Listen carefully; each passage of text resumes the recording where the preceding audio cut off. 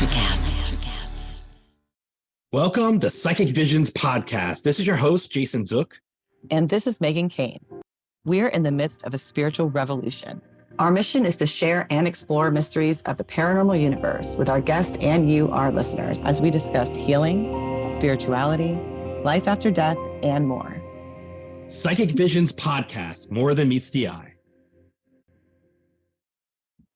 Megan, I'm so excited that we get a chance to talk to Raymond Riopel today. I feel that we're going to have some really great topics to talk about regarding spirituality, entrepreneurial stuff, and just looking at the bigger picture of life. And I wanted to see what your thoughts were. Definitely. I am so excited to bring him on. He's such an inspirational person. And I just want him to share his story with the world and with all of our listeners, because everyone, I think, is going to learn something from the show today. And they're really going to be able to take something with them to present in their own life to make their own life better. Without further ado, let's bring him on. Welcome, Robert. Robert. Yes. Hey, glad to be here. And remember, no fun today. This is all going to be very serious. Oh, yeah. Very serious. Yes. We are two very serious people. No. And just in terms of our introduction to our audience, Robert, you've had some very unique experiences in your life. I wanted to ask you if you could share with our audience how you went about writing your first book and what steps that experience had in terms of motivating you to pursue your current path. Yeah. You know, what's funny is because as we were talking about before hitting record, you brought up Mark Victor Hansen, who was a big inspiration for me, Chicken Soup for the Souls. Became good friends with him, stay in contact with him. And I remember that first event where I'm a student or actually I'm not a student, I'm a volunteer helping out, and I'm in charge of helping take care of him. And the one thing that really impressed me about him, above everything else, this one took it to another level, is even though we had to rush him to the airport, as soon as he was off stage, he stood there and talked to every single person, or at least said hi or shook their hands. And we had a huge lineup of a couple hundred people. And it was like, yeah, I know I got to go, but they're taking their time to be here and thank me. I'm not going to rush out on them. And he took the time to quickly say thank you all the way down the line. And I remember standing back going, that's amazing, because I had experienced a few other trainers that was like, oh, don't come near me. I'm on the stage. Right. That's where you see me. So that when I had the time behind the stage, I talk about my first book where I'm sitting there and I get 45 minutes of one-on-one time with him, and I see how down to earth he is, and I bounced my book title off of him, and he shut me down and I didn't take it personally. I'm like, hey, Mark, I got you here. Do you mind if I bounce my title off you? And he goes, no. And I'm like, okay. So I didn't take it personally, and we're doing other stuff. And then a little while later, he goes, so what's your book title? And I'm like, but I thought you said, he said, no, you asked the wrong question. You said, could I bounce the title off of you? Which now that makes me want to put an opinion in. He said, the question you should be asking is, here's my title. Would you pay $20 for that? And that was one of those, and I'm going to go ambidextrous for you, Megan. Those one-handed claps that came from both sides. Yeah. And it was like, wow. And my original title, I was so attached to it. And he even then suggested it might be a good chapter title. So all of a sudden, next thing you know, that becomes the last chapter in my book. And so it ended up to that journey. And the silly thing is, back in 2002, do you think I actually know what I wanted to write in my book? No. Something just told me, and it's funny because it was someone on stage that said, hey, you need to write a book. And I went, that sounds like a good idea. I'd love to do that. And I started internalizing it. And it felt right. Because this is also the time I started really trusting in my own intuition. Because I'll tell you, before 2000, I was such a blueprint in the box, don't think outside the box person. That's how I was raised. And so as I started to trust my intuition, I was like, okay, yeah, I'm going to write a book. And that's why it still took 15 years before I finished writing the book and actually launching it. So it was a little bit of a long journey. Sometimes we get those pushes or we get those downloads from our guides or from our higher self or wherever it may come from, and we deny it for a little bit. You're supposed to be doing something. You're supposed to be putting something out there in the world, but you almost like second guess yourself. Or am I doing this right? Is my title right? Second guess, third guess, fourth guess. Exactly. Going on. And 15 years later. Yeah. And you talk because one of the reasons I wanted to talk to you two is because I did not believe in any kind of psychic energy or anything like that. But yet today, and here's why I call it was a 15-year procrastination right. Because I'd finally sit there and I'd open up my laptop, I'd go to write down, and I knew what I wanted to say, but before I could get it down on the keyboards, it was gone. Because when you're very present, that's when the downloads come, the direct connection. Definitely. And that's when the brilliance happens. And I go for a walk. That's why I go for walks. Because when I go for a walk, I get so present and I keep my phone on me all the time. So if something hits me, I don't try to remember. I just stop, take out my notepad, and my biggest used app on my phone is my notepad or voice recorder. Because I love that. I learned to take the pressure off myself to have to remember. Because you know how it goes. 10 seconds later, you're like, what the hell was I going to do? Right? So you're a walking, like an active meditator. Because I tell a lot of like my clients, if you can't sit still and you can't like do the traditional meditation, go for a walk. Do that, and you're in that repetitive walking. You have that time to really let those thoughts process, the ones that you don't need, and then those important thoughts can really like settle in. And you have these epiphanies on these walks. That's exactly it. And it started with me doing walks because I went through 2 back surgeries. And so all of a sudden walking became my way. And even today, if my back starts getting a little tight, my wife will go for a walk. Because then I start off and I get into a high speed walk. And the moment I'm up to walking fast, all of a sudden I just go clear. And that's when the brilliance, and I'll never own it. That is not me. I'm just opening the space and I'm there. But it really started that transition back in 2002 when one of my mentors brought his Zen master from Mount Shasta, California, up to teach us. And she offered a 4-day Zen retreat. And again, I'm still a little on the, I don't know if I do this, but my wife, we're going. And I'll tell you, 33 years of marriage, I realized the most important part of an arrangement in marriage is 2 words. Yes, dear. So she said she wanted to go. And now picture this. Jason's probably going to believe this easier, but Megan, you probably find this hard to believe, but picture me in complete silence for 4 days. Whoa, 4 days. I couldn't do that. I don't believe that. it. We couldn't do that. I couldn't do it. My wife was in bliss. My wife was in bliss. But we were in this beautiful resort in the mountains in British Columbia in Canada. Wow. And in the winter, it's a ski resort, heliskiing. Like picture 10 helicopters come up over the horizon in the morning, land on the helicopter pads, and all day long they're shuttling skiers up. So a 5-star resort, summertime is dead. So we had the resort to ourselves. And when she came up, the 5-star chefs, she said to them, we're going to have a vegetarian menu. And they said, okay, we'll add some stuff to the menu. And she goes, no, the whole menu will be 5-star, will be vegetarian, and we're going to have vegan. And what was cool about these chefs, instead of going into their ego, they said, let's see how good we can make this food. And I'll tell you, I would eat vegetarian if I knew I could eat that well every day.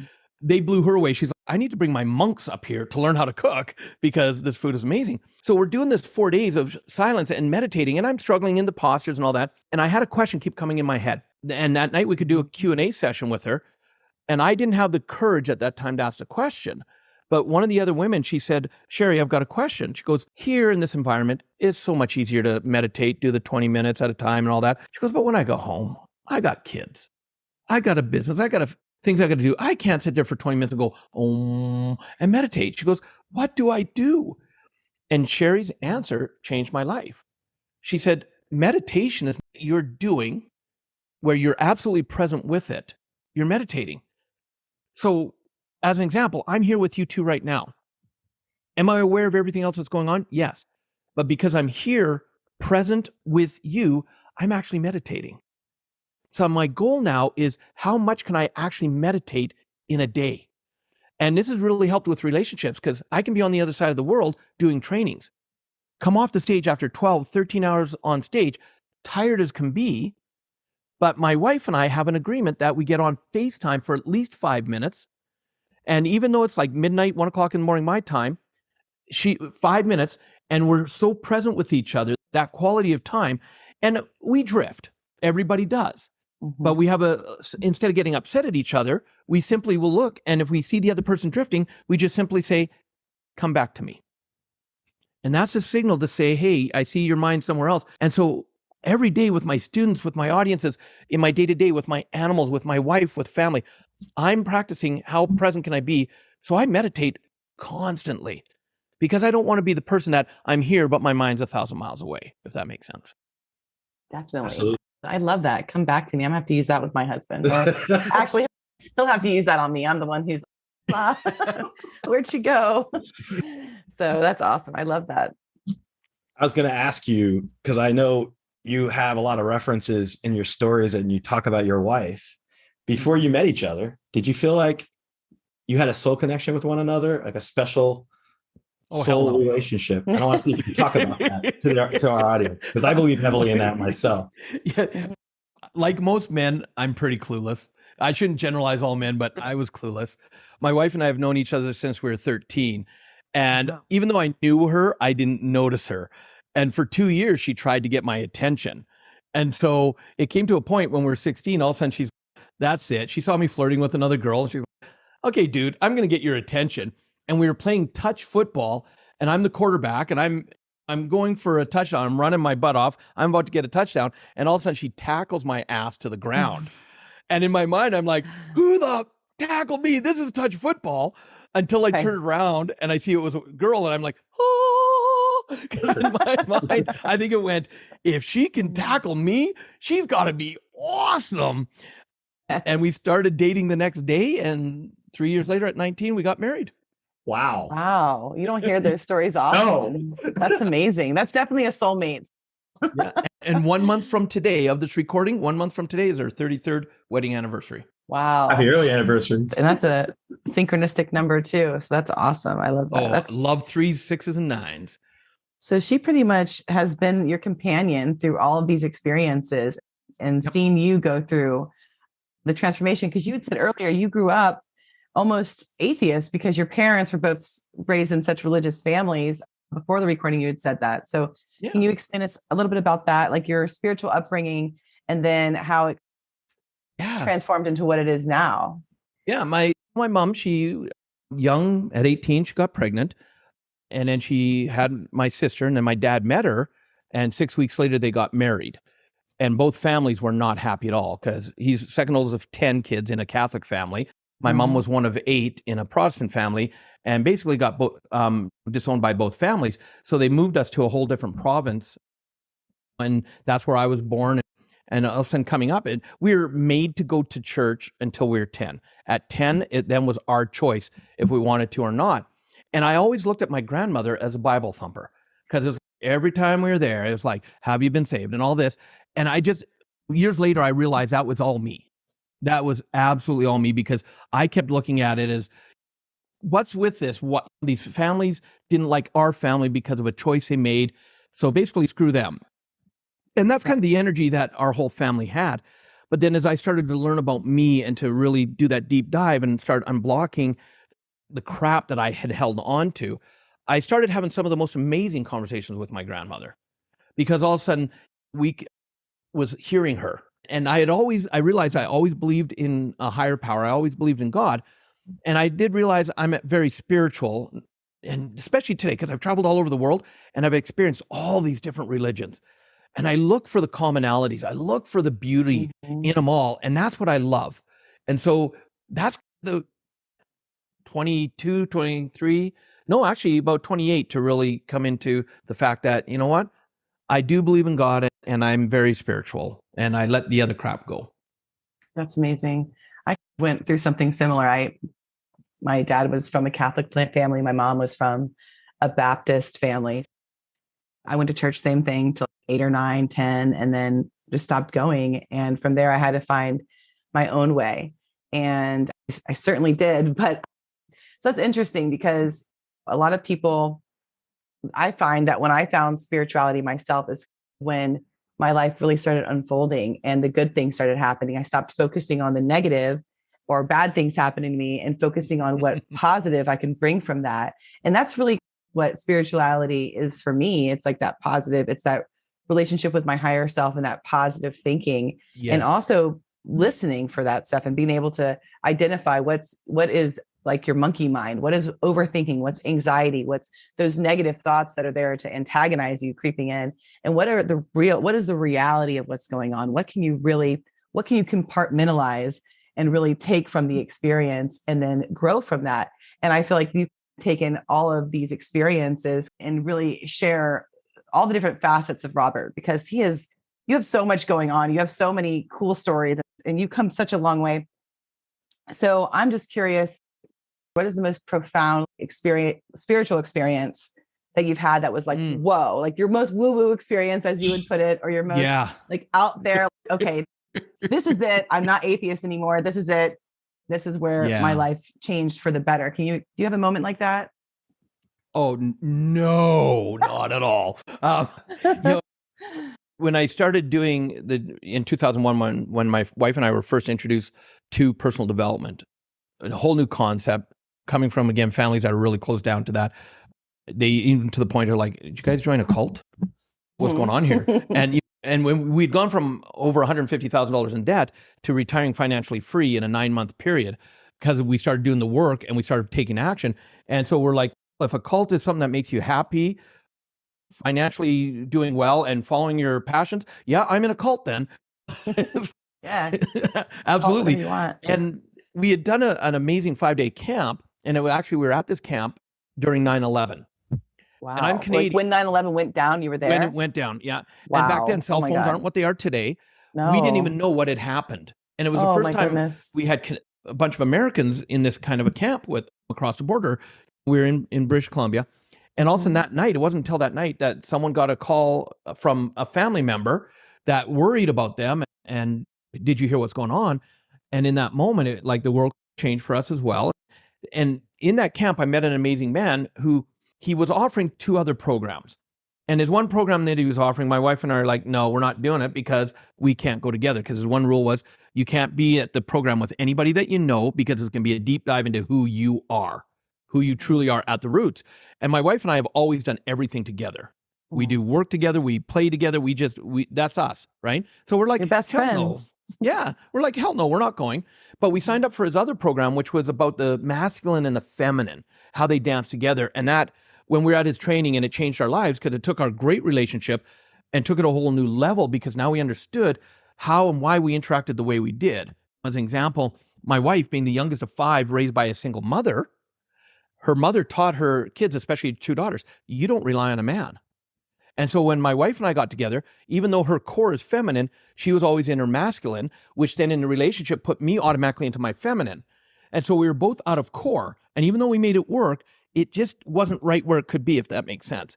And so when we learned how to gift each other back into our cores, all of a sudden our relationship took on an even deeper meaning to it. And at the end of it, he said, and here's my other program. And at that point, it was like, dang, dude, if you can do this with us in 3 days, we're going to the other program. So my wife went to the one in BC and I went to the one in Ontario.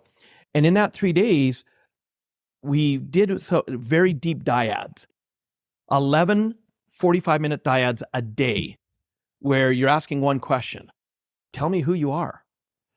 And you go through a processing that comes up for you. Then you tend to directly experience what is that, and then you express it. Even if it's, I'm pissed off that I'm sitting here, why are we doing that? And you just need to vent it, whatever comes up for you in the moment. And 45 minutes, you're back and forth 11 times a day. And all of a sudden, I thought I had what was called an enlightenment.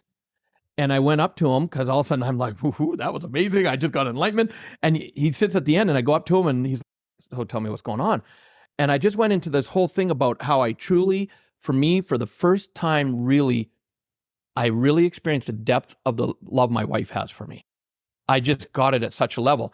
And he's listening to me quietly, and then he goes and shakes his head no. And I got pissed, because in my mind, what the, you mean I'm not? And he said, that's not it. And he sent me back. Later, I realized that was called a direct experience.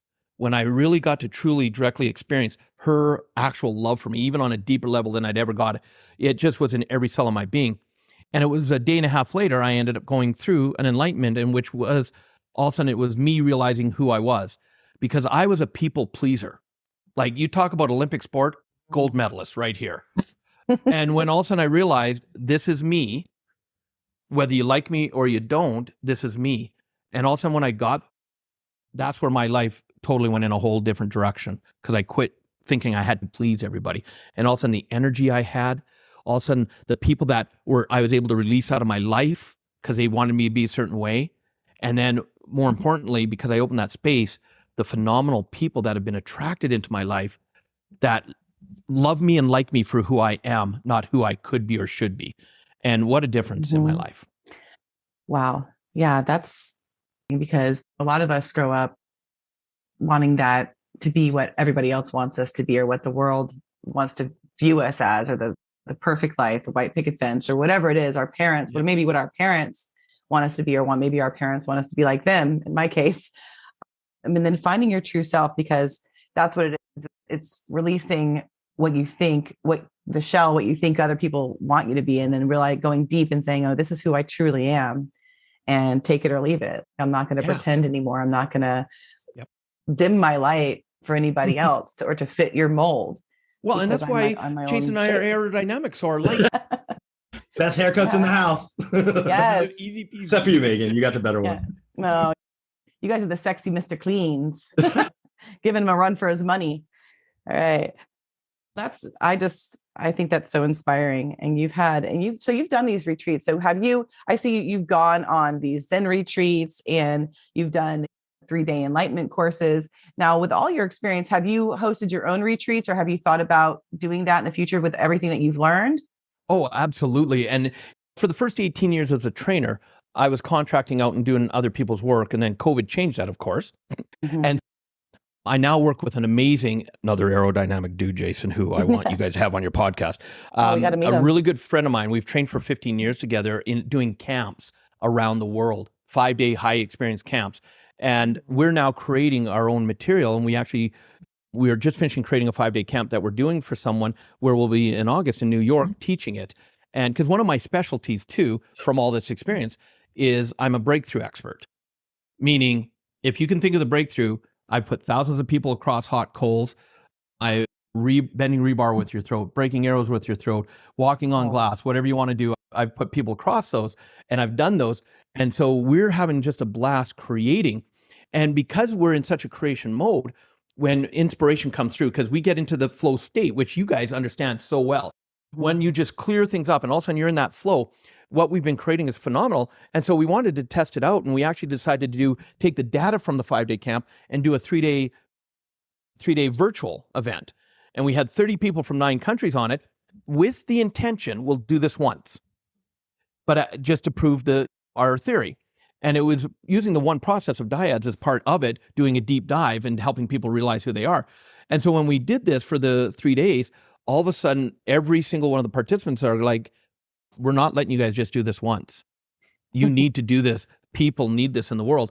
And so we're being blessed now where we're creating courses for other people to help them. And so we learn who their tribe is. We design things specifically for them, and we can either go in and teach it or not. And we're just having a blast doing it and doing That's amazing. So you definitely followed your calling. Because I didn't even know that. I was just picking that up. So I was like, I saw you doing that. So I was like, oh, I see you doing it. So for our listeners, so I know you're going to have many courses throughout the year, I assume, that if they want to do it in person with you or do something with you, the in-person 5-day or the 3-day virtual, can you get into a little bit more detail of what the course entails? And honestly, it's selfish. I just personally want to know. I want to go walk across coals. Like, I love that kind of stuff. Like it's my jam. I started laughing when you were talking about it, because I saw Megan's response, and I'm already thinking, we communicate telepathically a little bit, a lot. And I already saw her thinking in her mind, like, we're going to have to look into this. Yeah. And there's a lot of things that you said that just are like hitting home with me, like a lot of synchronicities in my life that you've had in your life. And I haven't interrupted every time where I've been like, ooh, me. I get it. I'm there. I see you, because I can so relate. And I have a lot of similar experiences where life has just flourished when you tap in and when you surrender, so to speak, to your higher self and what you're supposed to be doing. You just hit it. And you hit it right on the head. It's about the surrendering, because being willing to say, what's the biggest cosmic joke out there? Thinking you have any kind of control in the world. When you make God plans, God laughs, or whatever. That's what they say. Yeah. And I have a friend, and I think I mentioned to you, Jason, I call him the quantum monk, because he was actually a monk for 8 years. He did over 15,000 hours of meditation, but he also studies quantum physics. So he can tell you all about spirituality, and then he backs it up with the science behind it and all that. And one of his quotes that's probably my favorite of his is he said this. He said, instead of being willing to live life, courageously allow life to live you. Wow. I love that. That's profound. Yeah. Wow. It is. It's the experience. It's like, you don't take it too seriously. Enjoy the ride. That's it. And going back to your question here's the thing is I had mentioned when I was on Jason's show, we do have a gift for your listeners for taking their valuable time, which is they're going to be able to get a copy of the digital copy of my book. They're going to be able to download it. And Jason, we've added something since then. Because I'm in the give back phase of my life right now, anybody that downloads my book, they are also able to book in a 20-minute strategy session one-on-one with me. And I don't do any selling on it. All I do is they fill out a questionnaire before our call. So when I'm on the 20 minutes, I just have 20 minutes. And this is where I learned to tap into me trusting what comes through me. Because I used to be the biggest doubter. That doesn't make, that's not coming. But now in the moment, I don't ever edit my thinking. If something comes through me, I say it as it is. And that's one of the reasons on stage, one of the things I'm known for is I can have 1,000, 2,000 people in front of me. Someone stands up and shares something, and all of a sudden something comes through me. And I learned, because all the different cultures, I set a context. The first time it comes up, I'll say to the audience, I say to the person I'm talking to, I'm going to ask you a question. And the question is, do you want to play? But here's what I mean. And I explain how sometimes stuff comes through me. And so if something comes up, I'm going to ask you if you want to play. If you say yes, I'll continue. If you say no, it stops right there, no problem. But I'm going to let you know I'm not going to edit my thinking. I'm going to just tell you what came up for me. And the people that say yes, and I've had some say no, and I honor that. And I have the audience give them a round of applause, because I'm not there to push something on someone. If they're not ready, they're not ready. And the comments we keep getting is people come up to me and they're like, how did you know what was going on in my life? And it's because I'm practicing being that meditation of being present with them. I trust what comes through me. And if you would have told me about that 10 years earlier, 15 years earlier, I would have looked at you like, what are you talking about? That's just that hokey stuff off to the side. Yeah. And so when people download the book and do that, they're going to also get to find out when we do some of these programs. Because every once in a while, I'll send out an email, say, hey, we're about to do our 3-day, this one's called Links of Life. And it is going to be about how to really do a deep dive into who you are. So you see what the weak links in your life are. There's 7 links that we go through, and we show where they're weak and how to strengthen them. And it's based on, get this, believe it or not, the 7 deadly sins. But we took the religion out of it and we put it into the generalized life lessons.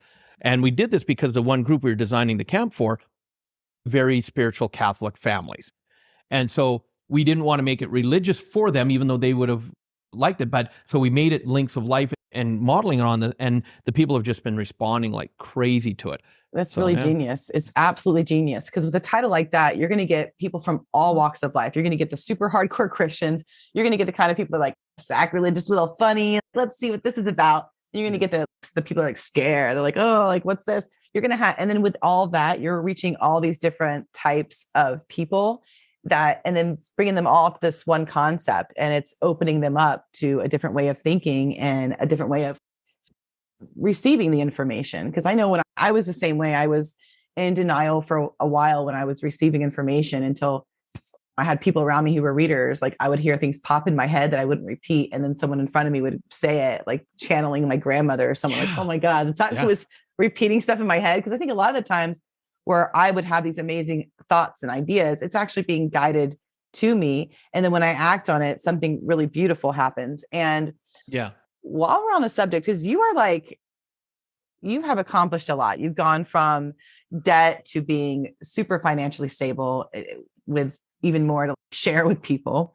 And you have a successful marriage. Like you really are. And those are 2 things that really can make or break someone, having a really healthy partnership or relationship that helps you through the ups and downs and helps you recognize the things about yourself that you need to see, even the shadow sides of yourself they could bring up comfortably with you. Oh. And then you've also got that financial freedom. Or not so comfortably.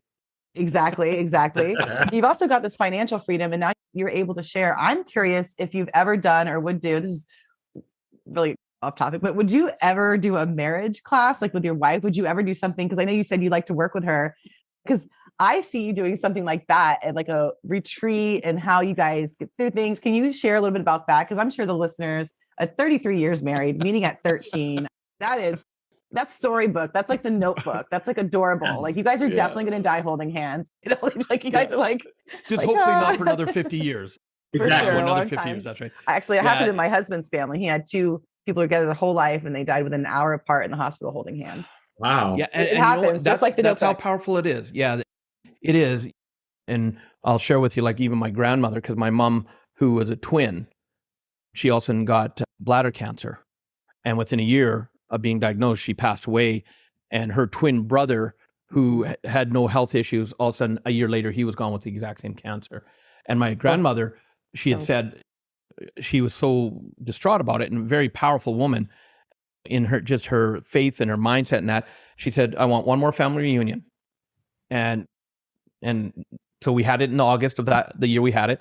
And basically 3 weeks later, she said, okay, I'm ready. And she transitioned. And it was just like she had set her mind, and she was healthy and great at the reunion. That's all she wanted, was one more reunion, because every few years the family has a big family reunion. It was cool that way. But back to your question, I'm laughing my butt off because when I realized I want to be a trainer, one of my wife's passions is to support me. And so as I became a trainer, she became a logistics person, because she's definitely the quiet behind the scenes. As she says, I speak enough for both of us. So but yet she's gone through the same trainings to learn how to do what's called accelerated learning, how to engage the audience and stuff. And I've never pressured her. She is phenomenal behind the scenes, working with up to 60 volunteers at a time, putting on events for 2,500, 3,000 people. She's in her zone doing that.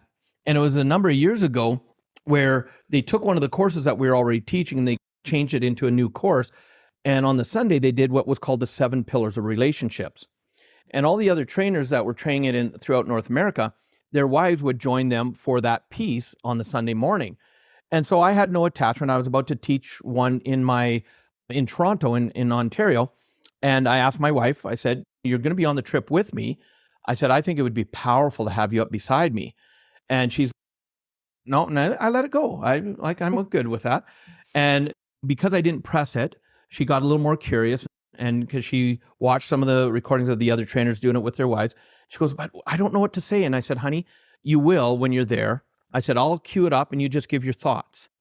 And because I do talk about my wife a lot on the stage, and Jason, remind me to tell you guys later one of the reasons I do that. And she just agreed to do it with me. And I'll tell you, those 3 hours have to be some of the most blessed I've ever felt on stage. Because the audience who knows my wife from all the stories, and a lot of people never believed she was real, all of a sudden they're like looking at her like, you actually are the person that can handle this guy. Watched her awesome. Eloquently do it on the stage. And when we went to the break, my greatest joy was no one came rushing up to me to talk. They all surrounded my wife because they just wanted to talk to her because she had inspired them so much. And it was a month later that I'm in my hometown at the time, Calgary, Alberta, and we're about to teach it again. And my wife got sick. She wasn't feeling well. And I said, not a problem, honey. I got it. And so I had a room at the hotel to change, but I was going home at night. And so Sunday morning I left and I said, look, I love you. And she goes, I'm so sorry. And I'm like, no, honey, you get better. And I went to the event. I got changed, went up to the room, got dressed, got ready. And it's getting ready because it was one of the first processes in the morning is doing it. And I started talking about it. And I said, ladies and gentlemen, I want to last time I did this, my wife was with me. And I want to let you know that unfortunately she's not going to be here. And all of a sudden over the speakers, you hear, yes, I am. She had snuck into the hotel, had the staff. She wasn't feeling good, but she wasn't going to let me do the event without her. And I'm bawling like crazy on the stage as she's coming up. And again, the audience just so took to her. So in the future, is it possible we might do something together again? If it's meant to be, it will happen. Yeah. I get an emphatic yes on that, by the way. I'm getting yes. I thought of that. Sound here. Some of the random questions you'll get from me is I'll see images in my mind of you doing things. He'll get them too, and then we'll telepathically shooting back and forth. And then I can definitely see because it's inspiration. You would help so many people, and you can see the love. I could feel the love that you have for each other, and it's so inspiring. It's literally your two souls split in half, and you can literally feel that energy of how supportive and how much you genuinely love each other. And that's amazing. And that makes an amazing relationship, partnership, and example for a lot of people because. But you're not supposed to make me cry. No, but you made me cry. It's a good cry. Yes. There you go. Because I feel the same way. I know how I know that feeling of love. I'm so lucky to have experienced it myself. And I definitely know that my husband is my soulmate, and it's been an amazing learning lesson with him for sure. He's taught me so much about myself. And I want people to understand it's not always whipped cream and happy times. One of our commitments to each other is we don't quit. Mm-hmm. We have rough patches like every relationship does. Yes. But because we won't give up on each other, and it reminds me of a great meme I saw on Facebook a few years ago that summed it all up. And it was a grandmother and her granddaughter in rocking chairs on the front porch. And the little girl says, "Grandma, how's it that you and Grandpa have been together for so long?" And the grandmother said, "Because in our age, we don't quit. We don't give up. We find a way to get through." And there's relationships that are not meant to be. And it's just my experience. I see a lot that people give up too easily. And it's worth the fight. It's worth putting the work in. That's all I'm going to say. I need to add to what we're talking about, because I thought back, because I had the benefit of knowing you before from a prior interview with you. And I told you this before we did our interview today, how inspired I was last summer when you discussed how your schedule got busy as a trainer, and that you and your wife agreed that you would pre-book your wife on your calendar before you filled anything else in around it. And I wanted to have you describe that just for our audience here, because that really struck me pretty profoundly. And I use your example when I talk to anyone who talks about how they're too busy for somebody. My mom, because of you, I book my mom ahead of time. Anything I do on a weekly basis, I'll put her in. So she can't say that I don't make the time for her. And I'd like to see if you could share that with our audience. It comes back to look at when people talk about wealth. They say the number one wealth rule, pay yourself first. One of the greatest commodities you have is your time. So why wouldn't you pay yourself with your time first?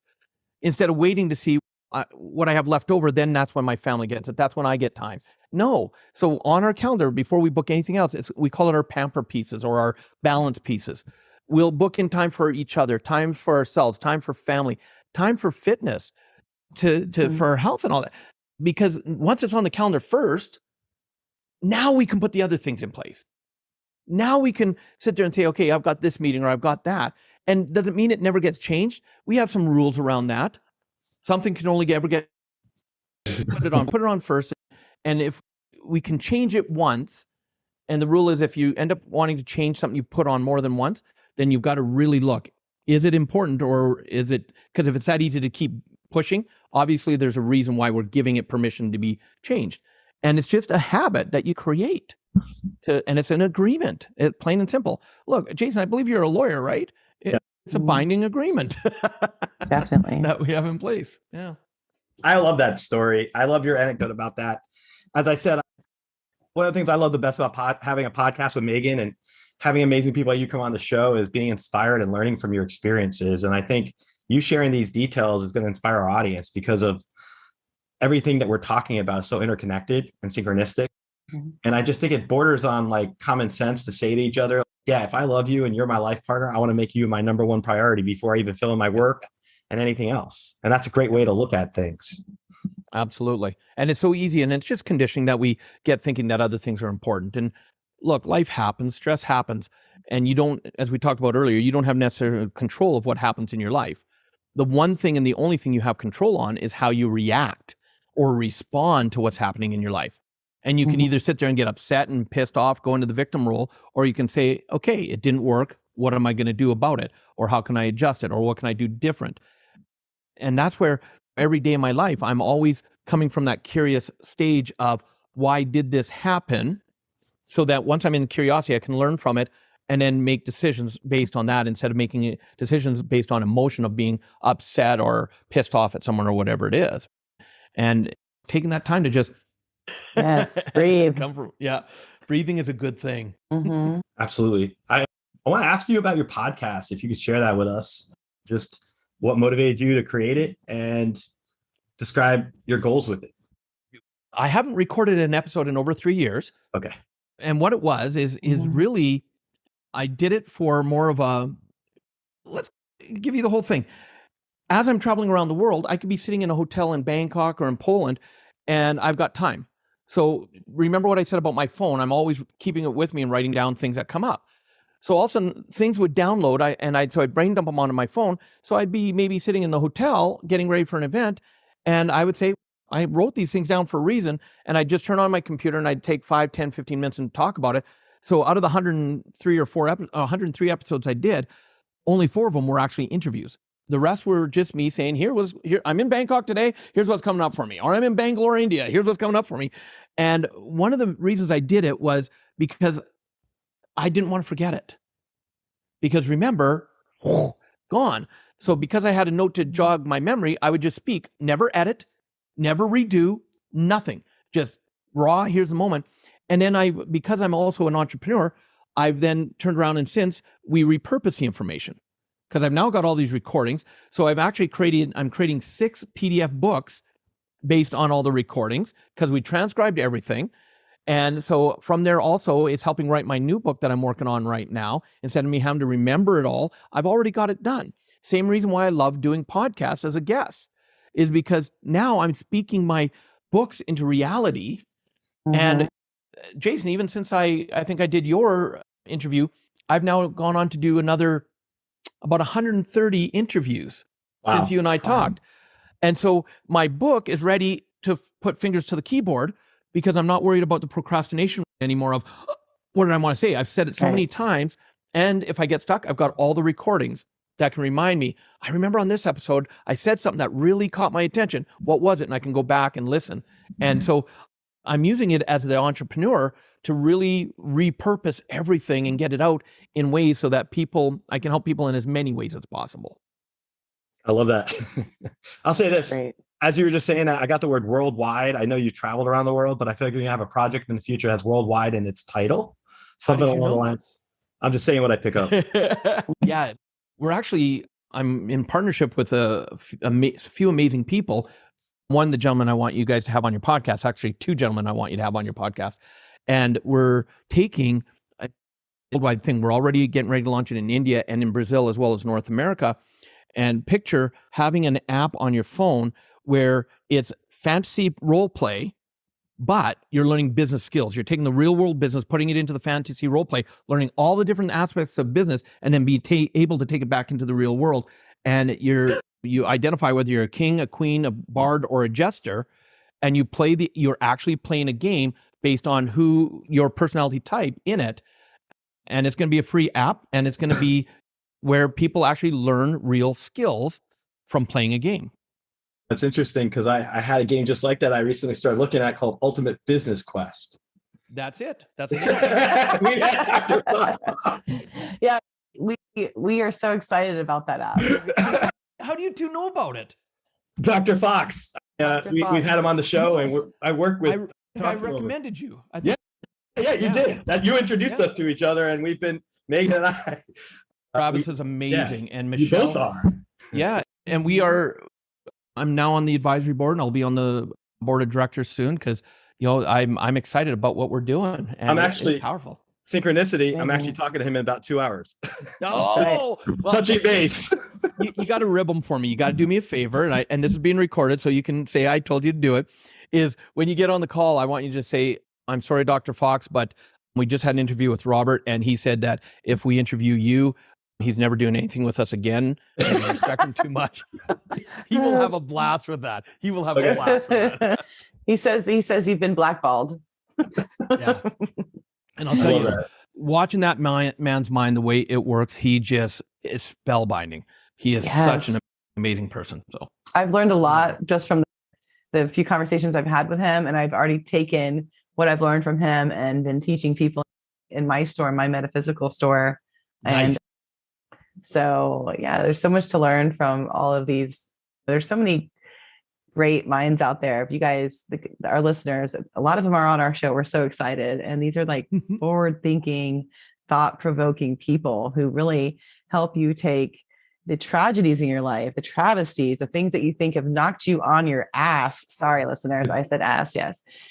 And then you get back up and you feel like you've been knocked down, but when you stand up, you're in the right place. You stand up and you're like, okay, this is where I'm supposed to be. And it's okay that I got knocked down. It could be, I've started my business so many different times and restarted and had failures, and I just keep getting back up. And that's why I'm where I'm at today. And I love being an entrepreneur. And I love getting to know other entrepreneurs, especially spiritual ones who recognize that we all have these amazing gifts and we can all tap into them. And it just makes life a little bit easier. It makes it a little bit more tolerable for the harder times. And so I'm just so excited that, that you and all the other people that you're working with are providing these amazing opportunities for other people to get a hold of this information through your apps, through the different courses you offer and the books you write. And this is why you were put here. And my last question is, I know that you've been following a destiny for a long time. You've been following this inner pulling to lead you in these little spiritual breadcrumbs you've been picking up and following along the way to lead you where you're going. Do you feel like you've accomplished, like you're where you need to be right now? Or do you still feel like spirit, God, your higher self, whoever you want to call it, you feel like they're still guiding you to bigger places and more places? Like, when will you ever be content? When will you stop? Are you going to keep on going? Like, share with us what your plans are and what you feel as far as like where you're going, what your destiny is. Yeah, I'm going to say I'm content in the fact that I will never quit doing what I do. And the reason I say that is when I started training, I knew it was my passion. And I did, and this sounds strange for some people, but I did overlive my passion. Mm-hmm. And in the first 4.5 years I was training, I was doing 40 to 50 full-on trainings a year. And that was just in North America. And then we started going into Asia. I was only at home on average 2 days a month. The reason it worked is because my wife was with me almost all the time, but I got burnt out. And so there is such a thing as overliving your passion. And so I decided I had to take a year off because I was burnt out. And that year turned into 3.5 years. Because also I had not been taking care of myself on the stage. So I herniated a disc and I went through 2 back surgeries during that time. And I was before we started recording, I was mentioning to you guys, there was something that told me that I had to be on this path. And I still remember the day, it was August 10th of 2010. I was into my hiatus. And the universe had been going, Robert, you said you're taking a year off. It's been more than a year. Get back training. And but I was now comfortable. I'm back into my old negative habits. And I'm like, yeah, I'm going through back surgeries. Like I had all these reasons and excuses. And so 2 years in, all of a sudden my mother and father-in-law, who at the time lived across the street and 7 doors up, they called me and said, hey, we're having a problem with the TV. Would you be able to come up and help us out? And I said, yeah, absolutely.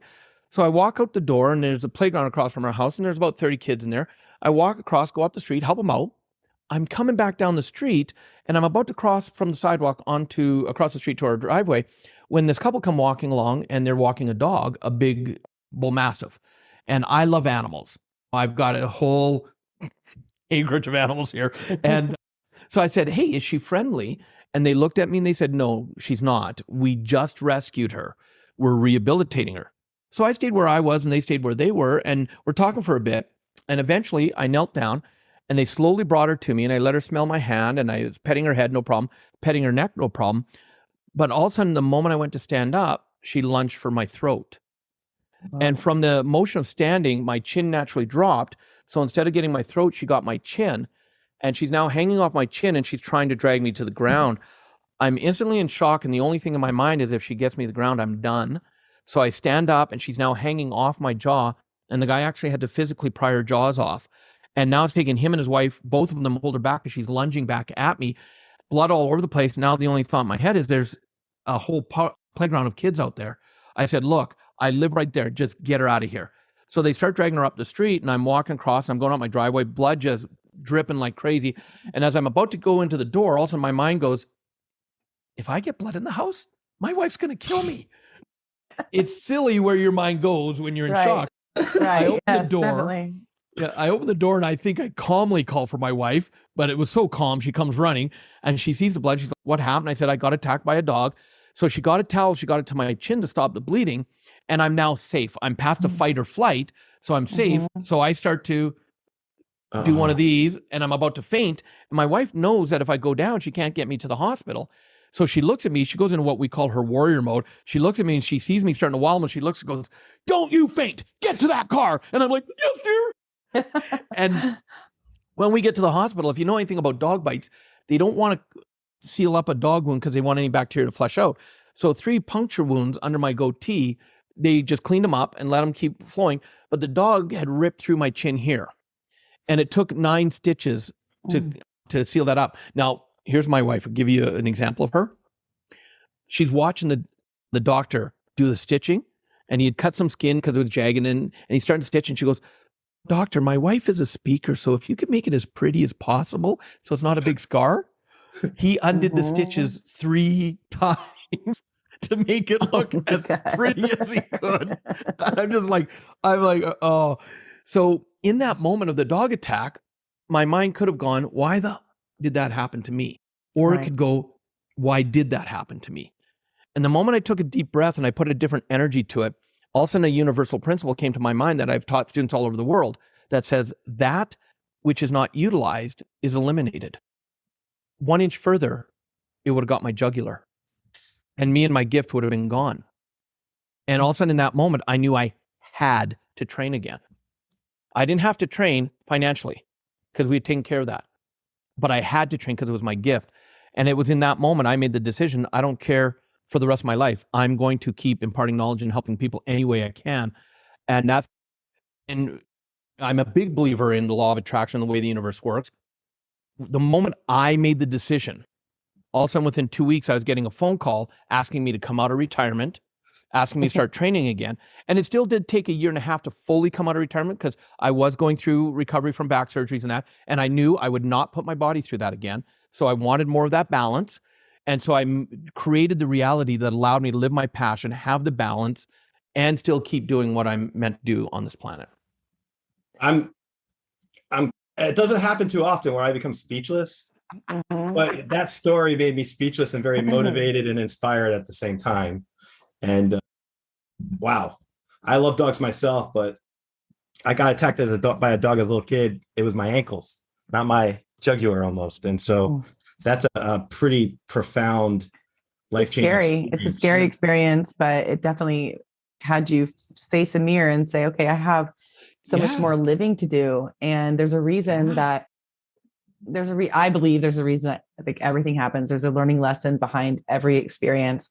And it's all about how you take it and how you impart that in your life. And I just feel like that's amazing that experience, something you could have been very negative about it. You could have been angry. There could have been so many other emotions that you were like dwelling on and feeling, and you turned it into a positive and you made it. And not only that, but I know you don't do it to help yourself, because that's not why a lot of us are in the work we do. We do it to help other people, but it always comes back. Your generosity always comes back. Your selflessness comes back. Your motivation to get back in there and say, you know what, I could be hanging out with my wife every day on my front porch watching mastiffs walk by, but I'm going to put everything that I've learned and keep doing it. So are you afraid of dogs now, or have you forgiven that, or do you have fear? No, we've always had little dogs, so I've never had an issue with the little dogs. There was about 2 years where I just felt my energy shifting around larger dogs, and I would, on purpose, because knowing my energy transfers to them, I didn't want to put them in any position. So until I was able to let it go on my own. And now, because we have a beautiful acreage, we'd always said we're not going to get a big dog until we have an acreage for the dog to run on and have space. And so we actually now have a 14-week-old a 4.5-month-old golden retriever. Nice. And then we, of course, got our little guy that's 3 pounds as well, who's the big brother, but he's 5 weeks older than her, but he's only 3 pounds. And so I love animals of all sizes. And I'm very aware and self-conscious of it. And even to the point where we knew it wasn't the dog's fault. And so I never put a blame to the dog and never put that energy. We knew it was the owner's fault. And when we learned more about the guy, we totally got why the dog was the way it was. And so I didn't even put that negative energy towards it. And it's interesting because it was about a year after I came out of retirement, and I still had quite the scar on my chin. And I was in Asia, and one of my students comes up after I'd shared the story, and he said, "Robert, look, I'm a plastic surgeon, and I would love, as a gift, let me take care of that.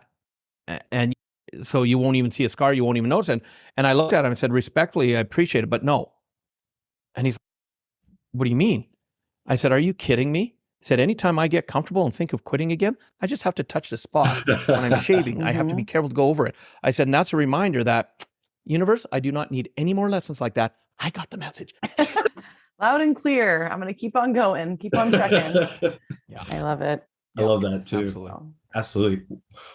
We're running low on time, Robert, but I have to say, anytime we have a conversation, it's always one of those things that I know I'll be talking about for the next several months after this. So I have to say, just having you on has been refreshing for us. And I'm really happy you got to meet Megan too, because I've been talking about you since last year and different stories I bring up from just experiences and stuff with the things we had talked about previously. And it's just really exciting to be able to share you with our new audience.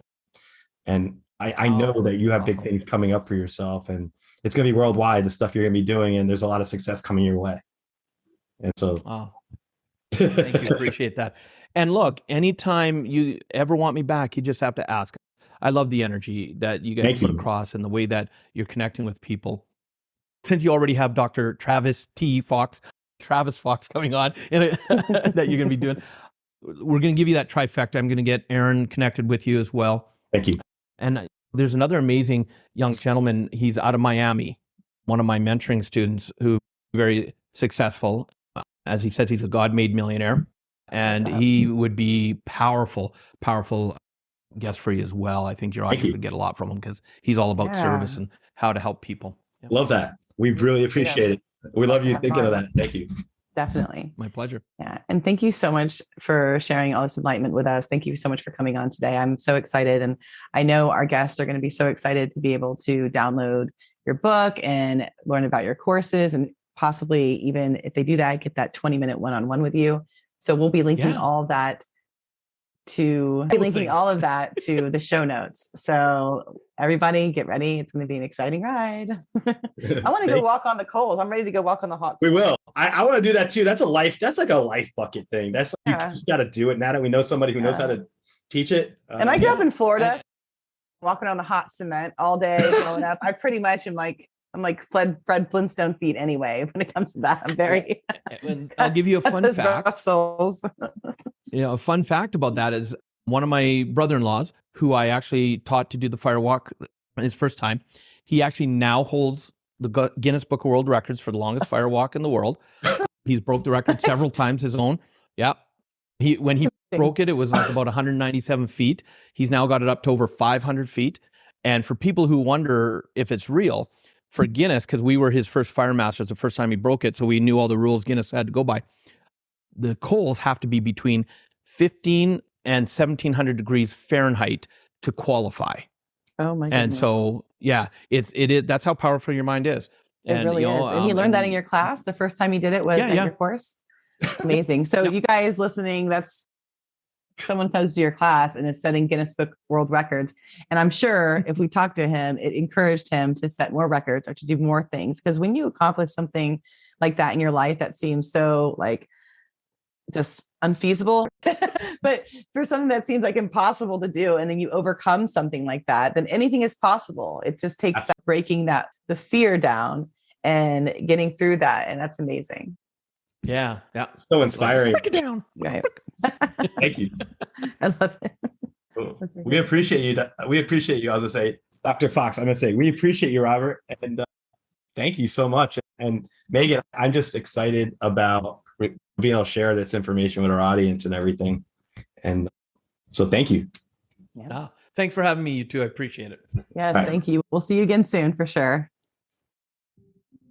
Thank you for listening. Don't forget to follow Psychic Visions Podcast on Instagram. Psychic Visions Podcast is a production of Electricast Media. Our executive producers are Mark Netter and Peter Rafelson. If you like our show and enjoy what you hear, please subscribe and give us a rating wherever you enjoy podcasts. And always remember, harness your inner power.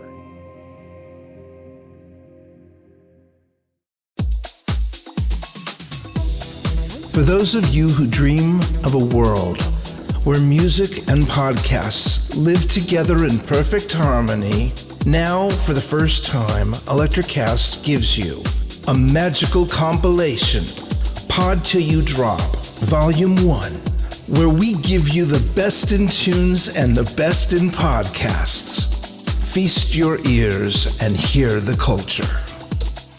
Available now wherever you listen to music. Electricast.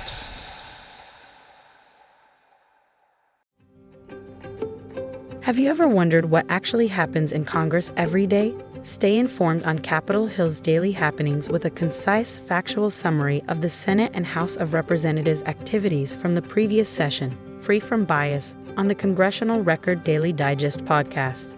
Subscribe on your favorite podcast platform and discover the process from the heart of U.S. politics. The Congressional Record Daily Digest, an Electricast production. Electricast. Electricast.